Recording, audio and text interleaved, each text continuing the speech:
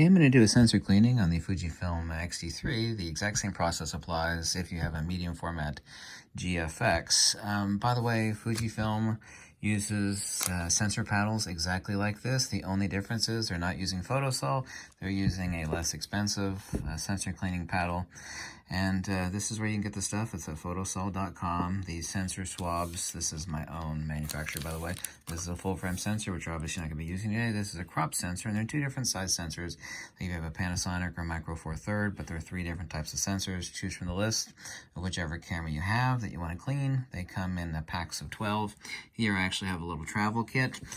This is a sensor paddle that I made myself that I actually cover with PEC pads.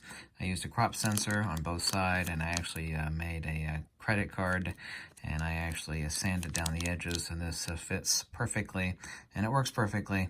My medium format Fujifilm sensors, but this is my reusable sensor cleaning paddle for my medium format cameras. By the way, Fujifilm, what they do, and I've been to several camera cleanings and watched exactly what Fujifilm does on the medium format cameras. They actually use full frame sensor paddles, and they do a sweep, and the part of the sensor that's not covered at the base, they'll actually move it on the second swipe. And then if it's still not clean, of course, you'll go on to a second sensor cleaning paddle. But this is the crop sensor paddle. I have it out, I haven't touched it, in a hermetically sealed package. And what we're going to do is we're going to actually, when I first blow off the camera over here in a second, we're actually going to apply one small drop to one side and flip it over, and one tiny drop to the other side of the tip. So one drop, and then you'll actually see the drop propagate, and you're going to flip it over and apply the same small drop, and you'll watch it propagate along the edge of the paddle. So now let's actually put this in. There's a little camera holder here. And what we're going to do is I'm going to turn the camera upside down. I'm going to use an air blower like this. What I'm not going to do is I'm not going to let the tip of my air blower actually penetrate past the rim of the mount. The shutter mech is fragile. What I'm going to do is turn it upside down. I'm going to check. If you want to use a loop, it's not necessary. Do a visual inspection. Make sure to remove all dirt. One thing a lot of people don't do that you should do is take a clean finger, like make sure your finger or thumb, as I use my thumb, cleaned off with rubbing alcohol. What you should do is you'll run your thumb around the mount, and mine of course is perfectly clean, but yours will have a lot of dirt on it. Clean your thumb or finger again, and you're actually applying a very tiny amount of oil to the mount, but what you're doing is actually cleaning the mount of the camera. So this is a Fujifilm X-T3. Even though the sensor is clean, I'm going to do a sensor cleaning. Okay, so now I'm going to apply off camera over here a drop of liquid to either side. And when you apply the liquid, okay, you don't want to wait. This is a mistake everybody makes, okay? What they'll do is they'll apply a drop of liquid. They'll do it appropriately. They'll apply too much liquid. Of course, I've told you not to do that. But what they'll do is they'll wait. This stuff dries very quickly. Okay, I think I accidentally just touched the end of my paddle, but it's okay. Stuff will dry very quickly. Once you apply it, you need to immediately start doing the sensor cleaning. Okay, how immediately? Within about 6 seconds or less. Okay, and what we're going to do is we're going to go from one edge over here. Actually, let me show you a sensor paddle, full frame here, show you the amount of deflection that will actually be imparting, because you're not going to damage the sensor. Okay, you see the amount of deflection, the amount of pressure I'm actually applying to the sensor. I'm going to go to the very far edge. Okay, I'm not going to go straight up one side to the other. I'm going to stick this end of the sensor paddle all the way to the corner on the far left, and then I'm going to apply this amount of pressure, go all the way to the far corner on the right, and then I'm going to reverse it. Okay, applying the same amount of pressure all the way back to the far corner, and then lift up. Okay, but you need to start cleaning the sensor within about 5 or 6 seconds after applying it, because this stuff dries very quickly. I know I'm doing all this over top of the sensor, which you shouldn't be doing, but I'm doing it for demonstration purposes. I'm showing you how to clean the sensor. This is exactly how Fujifilm cleans their sensor, using the same sort of sensor cleaning paddles, just from a different manufacturer.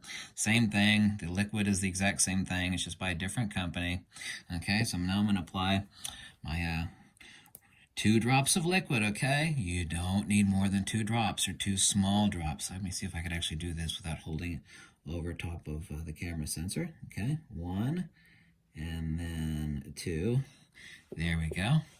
I need to do this within 6 seconds. Here we go. Let me actually zoom in. Here we go. Have stick it over all the way to the far edge here. Okay, all the way to that far edge. And then I'm going to bring it back again and then lift up just like this. Do not reuse this, okay? The only time you could reuse this, and I talked about this before, move the camera off camera here, is if you have an extremely, I'll actually save these. If I have a super dirty sensor, I could actually reuse these one more time, but not as to clean the sensor, but to remove major debris that's actually on a sensor. So even though you really should not reuse these, I actually save them for one more time only, not for sensor cleaning, but to remove a serious amount of oil, a serious amount of spots. Maybe you're keeping the back end of your lenses clean and keeping your mounts clean. Like I told you, you shouldn't have that issue, but that's the only reason that I reuse them. Not for sensor cleaning, but for major crud removal, okay? Because these paddles are pretty expensive. So once you've done that, you've removed most of the crud, but you still need to do a sensor cleaning. In other words, by saving this and reusing it one more time on only on a very dirty sensor, I'm actually saving myself $5, which is basically how much these cost, depending on the bulk amount that you actually purchase them in. But then after that, I will do a normal sensor cleaning, okay? So I'm just saving myself $5. Now I'm going to take a look at my sensor, okay? Everything looks copacetic and nice. Yeah. Turn it upside down. Do a little blow again. Take a look. Do a test or reference image on the sensor cleaning that you've done. Everything looks great. Okay, so that's actually how you do a sensor cleaning on your Fujifilm camera. This is the exact same way, okay? These little sensor cleaning paddles. This is the exact same way Fujifilm cleans all their cameras, okay? I've witnessed them cleaning sensors. I've been cleaning sensors for years before I ever saw the guys at Fujifilm, how they're doing this exact same way that I'm doing it. Okay, so there you go. But remember to use a blower first, and don't forget to remove the grime off of your mount, because this is something that nobody ever does. You should preferably do this upside down so nothing that falls into your sensor. Okay, but mine's clean, but I guarantee you yours will be very dirty. And that's it. That's actually how you clean the sensor on your Fujifilm X-T3. This is the exact same way. Fujifilm Tech reps, including Skolsky and others up in Edison, New Jersey.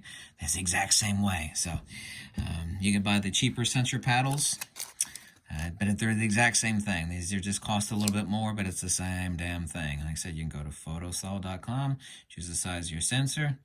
I've actually got a little bottle like this will last for like about 50 sensor cleanings. I've got tons and tons of this liquid, by the way, but I always keep refilling my small bottle because I use that in my small travel pack. This is, for example, a full frame sensor cleaning paddle. This is a crop sensor, and there's a third size of sensor cleaning paddle. Remember, one use only. The only reason I would save this is for a very, very, very dirty sensor to remove majority of the debris before I actually go on to a normal sensor cleaning by obviously grabbing another sensor paddle. Like, so these are basically $5 a pop, but instead of sending your darn camera out for someone to clean it, you need to learn to do this yourself. Just remember, one drop, okay? One drop one side, one small drop the other side, and then you need to apply for the cleaning within about 5 to 6 seconds, because this stuff dries quickly. Because I did what you said, but I got major streaks on my sensor. I said, did you wait? What do you mean, did I wait? Did you like apply the liquid to the sensor cleaning paddle and like set the sensor aside for, 5, 10 seconds? Yeah, I did do that. That's why you got streaks, because the stuff started to dry, and that way what you were doing was applying slightly dried, somewhat sticky. I say sticky is the wrong word. In other words, it's halfway dried, and then you started to clean your sensor, and that is why you got streaks on your sensor. That's the reason why. Okay, I'm glad I could make this helpful video. You need to learn to clean your own sensor. You're not going to harm it unless you do something really, really stupid. Okay, hope you like this video. If you do, you always click the link below. Any donations greatly welcome, but this is the exact same way Fujifilm cleans their sensors. I promise you, it's the exact same thing. Okay, thank you. Peace out. Girl Scout. And Fuji.